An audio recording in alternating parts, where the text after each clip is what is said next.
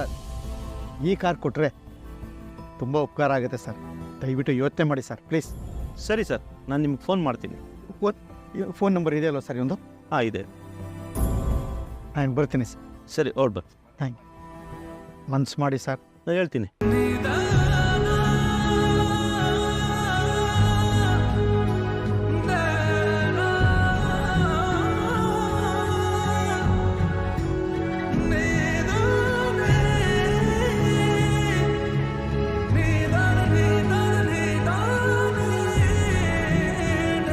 Uncle, car ಕೊಡೋಕ್ಕಾಗಲ್ಲ ಅಂತ ಇದ್ದಾರಲ್ಲ uncle, ಈಗ ಏನು ಮಾಡೋಣ ಅಂಕಲ್? ಏನು ಮಾಡೋಕ್ಕಾಗತ್ತಪ್ಪ, ಕಾರಿನ ಋಣ ಹರಿತು ಅಂತ ಕಾಣಿಸುತ್ತೆ. ನಾಳೆ ಗಣೇಶ್ ಹಬ್ಬ, ಯಾವ್ದಾದ್ರು ದೇವಸ್ಥಾನಕ್ಕೆ ಹೋಗಿ ಕಾಪಾಡಪ್ಪ ಹೇಗಾದರೂ ಮಾಡಿ ಅಂತ ಅವನ್ನೇ ಕೇಳ್ಕೋಬೇಕು ಅಷ್ಟೇ. ಅಂದಾಗೆ ಚೇತನ್, ನಾವಿಲ್ಲಿ ಬಂದಿದ್ದ ವಿಷಯ ಮಾತ್ರ ಯಾವುದೇ ಕಾರಣಕ್ಕೂ ಸೂರ್ಯನಿಗೆ ಹೇಳಬಾರ್ದಪ್ಪ. ಸರಿ ಅಂಕಲ್, ಆಯ್ತು. ಅವನಿಗೆ ವಿಷಯನೇ ಗೊತ್ತಾಗಬಾರ್ದು. ಸರಿ ಅಂಕಲ್.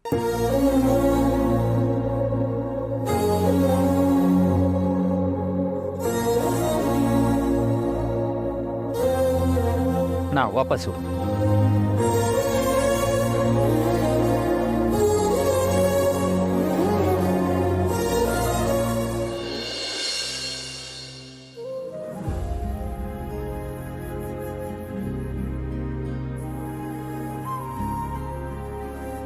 ರೀ, ನೀವೇನು ಮಲಗಿಲ್ವಾ?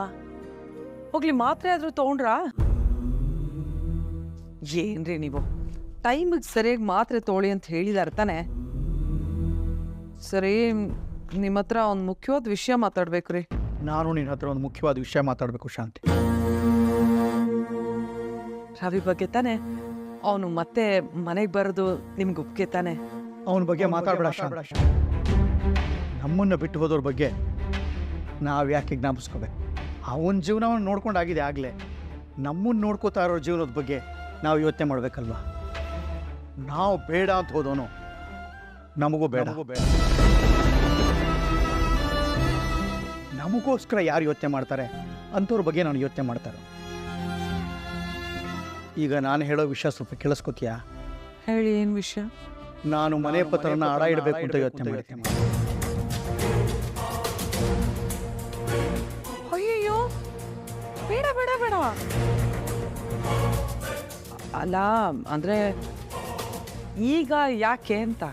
ಯಾಕೆ ಅಂತ ಆಮೇಲೆ ಹೇಳ್ತೀನಿ. ಆದರೆ ನಿನಗೆ ಯಾಕೆ ಇದನ್ನು ಹೇಳಬೇಕು ಅಂತ ಮೊದಲು ಹೇಳ್ತೀನಿ. ಶಾಂತಿ, ನಾವಿಬ್ಬರು ಗಂಡ ಹೆಂಡ್ತಿ. ಒಬ್ಬರು ಮಾಡೋ ಕೆಲಸ ಇನ್ನೊಬ್ಬರಿಗೆ ಚೆನ್ನಾಗಿ ಗೊತ್ತಿರಬೇಕು. ನೀನು ನನಗೆ ಗೊತ್ತಿಲ್ಲದೆ ಇರೋ ಹಾಗೆ ಮನೆ ಪತ್ರನ ಅಡ ಇಟ್ಟಿರ್ಬೋದು. ಆದರೆ ನಾನು ನಿನಗೆ ಗೊತ್ತಿಲ್ಲದೆ ಆ ಕೆಲಸ ಮಾಡೋನಲ್ಲ. ಮುಚ್ಚು ಮೊರೆ ಮಾಡಿ ಮಾಡೋದು ವ್ಯವಹಾರ ಅಷ್ಟೇ. ಅದನ್ನು ಯಾರೂ ಸಂಸಾರ ಅಂತ ಕರೆಯಲ್ಲ. ರೀ, ನಾನು ಅವತ್ತೇ ಕ್ಷಮೆ ಕೇಳಿದ್ನಲ್ವಾ?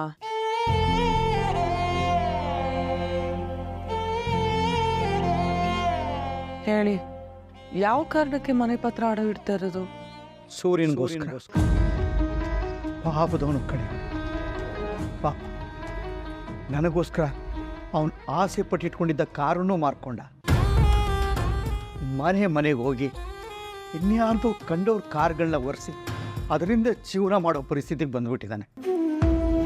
ಶಾಂತಿ, ನೆನೆಸ್ಕೊಂಡ್ರೆ ಕರಳಿ ಕಿವುಚುತ್ತೆ ಕಣೆ. ಈ ವಿಷಯ ನನ್ನ ತನಕ ಬರಬಾರ್ದು ಅಂತ ಆ ಮೀನಾ ಫೈನಾನ್ಸ್ ಕೊಟ್ಟವನು ಮನೆ ತನಕ ಹೋಗಿ ಬೇಡ್ಕೊಂಡಿದ್ದಾಳು. ಯಾಕ್ರಿ ಹೋಗ್ಬೇಕಿತ್ತವಳು? ನಮ್ಮ ಮರ್ಯಾದೆ ತೆಗೆಯೋದಕ್ಕ? ಹಾಗೆ ನೋಡಿದ್ರೆ ಇವತ್ತಾಗಿರೋದಕ್ಕೆಲ್ಲ ಅವಳೇ ಕಾರಣ.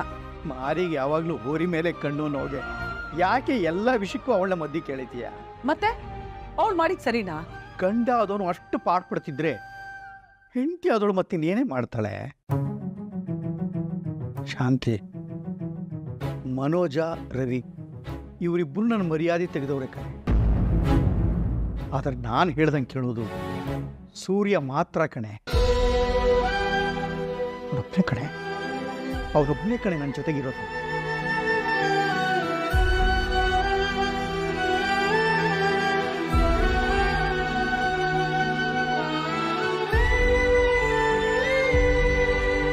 ರೀ, ನನಗೆ ನಂದು ಅಂತ ಇರೋದು ನೀವು ಈ ಮನೆ ಮಾತ್ರ ರೀ. ಆಡಬಿಡಕ್ಕೆ ಹೇಗೆ ಒಪ್ಕೊಳ್ಳಿ ಹೇಳಿ? ರೋಹಿಣಿ ಇನ್ನೂ ನಮ್ಮ ಮನೆ ಸೊಸೆನೇ ಆಗಿರಲಿಲ್ಲ, ಆಗಲೇ ನೀನು ಅವಳಿಗೋಸ್ಕರ ಈ ಮನೆ ಪತ್ರನ ಅಡವಿಟ್ಟಿದ್ದೆ ಅಲ್ವಾ?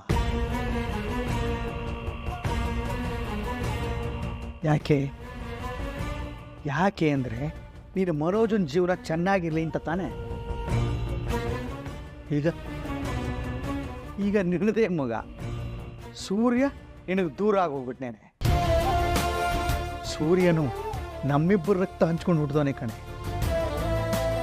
ಅವನ ಮೇಲೆ ನಿನಗೆ ಇಷ್ಟೊಂದು ಕೋಪ, ಇಷ್ಟೊಂದು ತಾತ್ಸಾರ ಯಾಕೆ ಯಾಕೆ ಅಂತ ನನಗೆ ಅರ್ಥ ಆಗ್ತಾ ಇಲ್ಲ ಕಣೆ. ಆದರೆ ಒಂದು ಅರ್ಥ ಮಾಡ್ಕೋ, ನಮ್ಮ ಅನ್ನ ಸಂಪಾದನೆಗೆ ಅಂತ ಇಟ್ಕೊಂಡಿದ್ದ ಕಾರಣ ತನ್ನ ಅಪ್ಪನ ರಕ್ಷಣೆಗೆ ಅಂತ ಮಾರ್ಬಿಟ್ಟ ಕಣೆ. ಇಂಥ ಸಂದರ್ಭದಲ್ಲಿ ಅವನಿಗೆ ಸಹಾಯ ಮಾಡಬೇಕಾದ್ದು ನಮ್ಮ ಕರ್ತವ್ಯ ಅಲ್ವೇನೆ.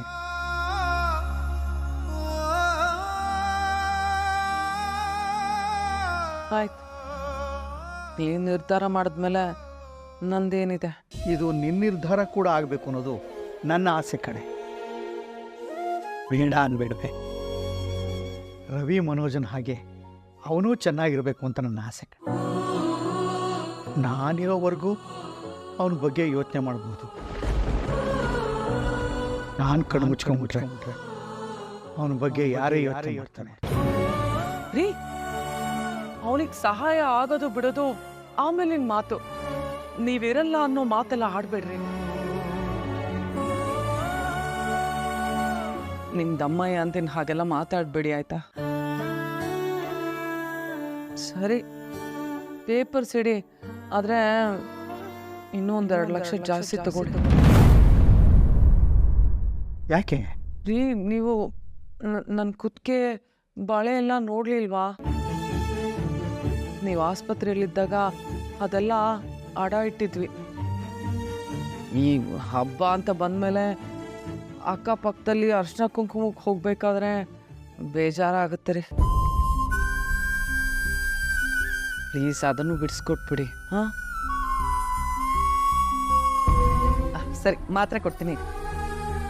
ನೀ ಮಾಯೆಯೊಳಗು ನಿನ್ನೊಳು ಮಾಯೆ, ನೀ ದೇಹದೊಳಗು ನಿನ್ನೊಳು ದೇಹವು, ಬಯಲು ಆಲಯದೊಳಗು ಆಲಯವೂ ಬಯಲೊಳಗು, ಬಯಲು ಆಲಯವೆರಡು ನಿನ್ನೊಳಗು ಹರಿಯೇ.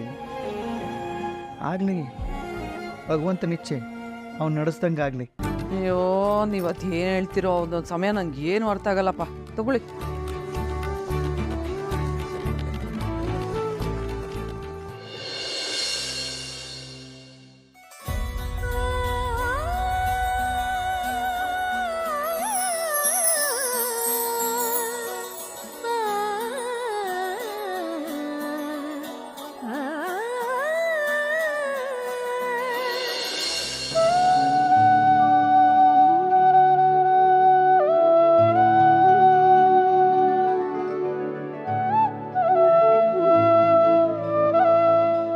ಗಣಪ, ಎಷ್ಟು ಮುದ್ದಾಗಿದ್ಯಾ ನೀನು.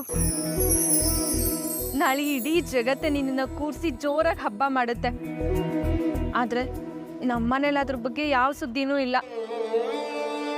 ನಮ್ಮ ಯಜಮಾನ್ರು ಏನಾದರೂ ಕೆಲ್ಸಕ್ಕೆ ಹೋಗಿದ್ದಿದ್ರೆ ನಿನ್ನ ಕೂರಿಸಿ ಜೋರಾಗಿ ಹಬ್ಬ ಮಾಡ್ತಿದ್ರು. ಆದ್ರೆ ನಾವೀಗ ಆ ಪರಿಸ್ಥಿತಿಲಿಲ್ಲ. ಹೋ ಹಣ್ಣು ಇಲ್ಲ ಅಂತ ಹೇಳಿದ್ರು ಕಡೆ ಪಕ್ಷ ನಿನ್ನ ಕೂರಿಸಿ ಪೂಜೆ ಮಾಡಬೇಕು ಅಂತ ಅನಿಸ್ತಿದೆ. ಅಣ್ಣ, ಈ ಗಣೇಶ ಎಷ್ಟು? 750 ಅಮ್ಮ. 750? ಅಯ್ಯೋ, ನನ್ನ ಹತ್ರ ಅಷ್ಟು ದುಡ್ಡು ಇಲ್ವಲ್ಲ. 150 ರೂಪಾಯಿ ಅಷ್ಟೇ ಎಲ್ಲ ಇರೋದು. ಯಾಕೆ ಮಾಡಲಮ್ಮ? ಬೇಡ ಅಣ್ಣ, ಸ್ವಲ್ಪ ದುಡ್ಡು ಸಾಲ್ಟೇಜ್ ಇದೆ. ನಾನು ದುಡ್ಡು ತಗೊಂಡು ಬಂದು ತಗೊಳ್ತೀನಿ. ಸರಿ ಅಮ್ಮ. ಹಾಂ, ಸರಿ ಅಣ್ಣ.